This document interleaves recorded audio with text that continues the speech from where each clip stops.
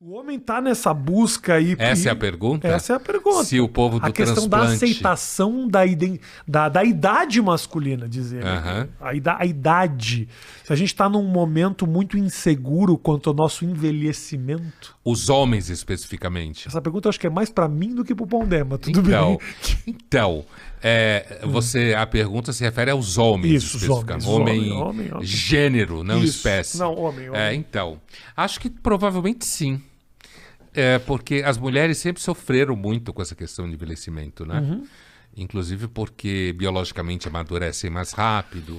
Então tem sempre aquela coisa das meninas com 16 anos olhando para os meninos de 24, 25, Sim, achando sim. os caras de 16 babaca. Porque de fato tem essa diferença. Mal ela sabe que os de 24 também são. São babacas, mas aí é uma descoberta que vai levar algum Vai tempo. levar um tempo. Mas assim, e aí depois começa a envelhecer primeiro, tem um tema da menopausa feminina e tal, que também gera... E agora os homens, à medida que vão ficando mais vaidosos, né? Vão assumindo essa preocupação estética o tempo inteiro. E essa coisa também de moleque de, sei lá, 24 anos tomar Viagra, com medo de broxar. Aham. Então acho que os homens estão, em geral, se sentindo ameaçados. E tem a ver com a emancipação feminina, com toda essa transformação que acontece no mundo. Então, acho que a possibilidade de estar começando a envelhecer, de fato, me parece que tem atingido mais os homens do que quando eu, por exemplo, estava com 40 anos, agora eu tenho 62. Quando estava com 40 anos, eu nem pensava nesse assunto. Era uma coisa, assim, completamente inexistente. Mas a minha geração... é uma geração que foi muito menos vaidosa, muito menos ameaçada. A gente tinha muito menos medo de mulher.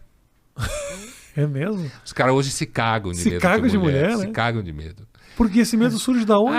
Porque os homens sempre tiveram medo de não estar à altura do que a mulher espera que ele esteja. Né? Então sempre isso foi um medo masculino. Mas eu acho que hoje com aquilo que você falava no começo, essa obsessão por sucesso, por bater meta, por viver de acordo com certas métricas, e aí as mulheres emancipadas, trabalhando, e muitas delas muito exigentes, né? Sim. Então, isso acaba fazendo com que os caras tenham medo de que tudo é machismo, tudo é sexismo, heterossexual, a ideia de que o homem heterossexual é meio burro, meio insensível. Então, acho que os moleques têm muito medo de mulher. Mas a questão da sensibilidade ela é muito louca, assim, porque também uma sensibilidade exagerada é anti-afrodisíaca também, né? Total. Um homem cheio de sensibilidade é muito bonito no cinema, Brocha que dura a mulher, 2 horas, né? Porque conviver com um homem que está o tempo inteiro emocionado por tudo, e tudo é uma grande viagem romântica. Mas esse é o tipo da mentira de hoje, Rafinha. Eu lembro de um episódio daquela série Friends, nos anos 90, né? Que, inclusive, recentemente foi atacada porque não tinha nenhum afro-americano Teve no isso. elenco. Teve um ataque ao Friends, nenhum deles era trans, nenhum deles era gay, são todos brancos e héteros. Minha crítica não é sobre a questão da representatividade. É sobre o fato de que ninguém é amigo daquele jeito em Nova York. Morei em Nova York 2 anos, querido. Você não conhece demora 10 anos pra você fazer um amigo. Os caras se amigos daquele jeito. Então eu não engulo aquilo. Essa era a mentira. Essa era a mentira. Essa era a babaquice da história, exato. né? Mas então, teve um episódio especificamente em que o Bruce Willis participou e ele era o Bruce Willis. Tá. Né? E ele estava namorando a Rachel. E aí tinha toda aquela discussão de que era Bruce Willis, muito... Sabe aquela coisa do personagem duro de matar, né? E que aquela discussão com os amigos, que ele precisa ser mais sensível e tal. E aí a Rachel convence ele a fazer terapia, né? Ok. E aí ele vai fazendo terapia e tal, e a última cena do episódio, que é inesquecível, ao invés de eles transarem, né? Ele está deitado com a cabeça no colo dela, né? E chorando e falando da mãe, né? E aí ela olha para a câmera, né? Como quem diz assim, puta que pariu, não era bem isso que eu queria. É exatamente o que você está falando. Quer dizer, é aquela coisa tipo, sensibilidade até a página 3. Tá? Só para não ser também aquilo que alguns chamam de heterodonte. Isso. Né? Só para. Agora, se passar da 4, ainda vai. É importante que a sensibilidade seja uma quebra, né? A quebra do bronco, da dureza.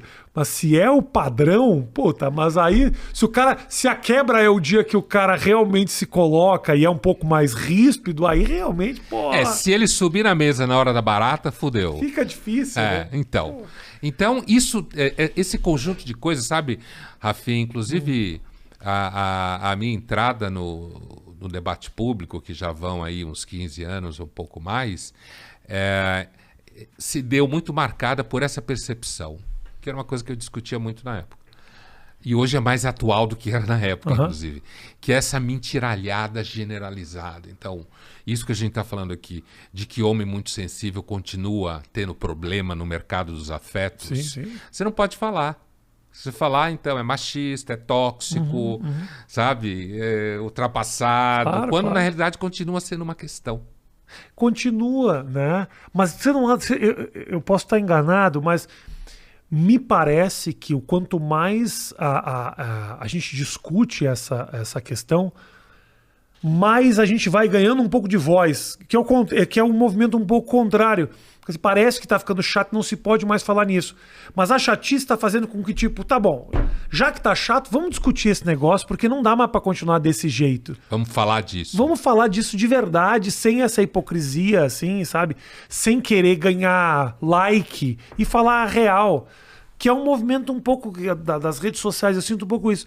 Tenha muita mentira, muita frase feita, muita bunda com frases motivacionais. Mas chegou um certo momento que as pessoas estão olhando isso e falando, não, só um pouquinho, cara. Não, vamos mostrar a vida de verdade aqui. E o real começa a ter um pouco de espaço mesmo. E o autêntico, e o erro, e a pessoa que escapou um preconceito no passado. Hoje, quando ele fala, tipo, gente, olha pra você, entendeu? Então, eu acho que as redes sociais, como elas acabam dando voz a quem não está diretamente empregado com dinheiro, certo? Abre espaço para isso que você está falando. Tá. Porque se você tiver, por exemplo, recebendo patrocínio de alguma coisa e você falar alguma coisa que não vai ao encontro, você perde. Aí fudeu. Perde. Entendeu? Aí fudeu. Então, eu acho que, como sempre, há uma certa maior valorização da literalidade das coisas. Isso é isso. Tipo assim, homem que for muito sensível se fode, dando um exemplo de literalidade, transita melhor num universo em que as pessoas estão falando isso livremente. Que elas não estão preocupadas se elas vão ganhar dinheiro com isso, o que é que fulano do jornal tal vai pensar, o que a empresa tal vai aceitar ou não, entendeu? Sim, quando você entra no métier profissional, aí ele é muito mentiroso. Eu entendo o que você está falando muito,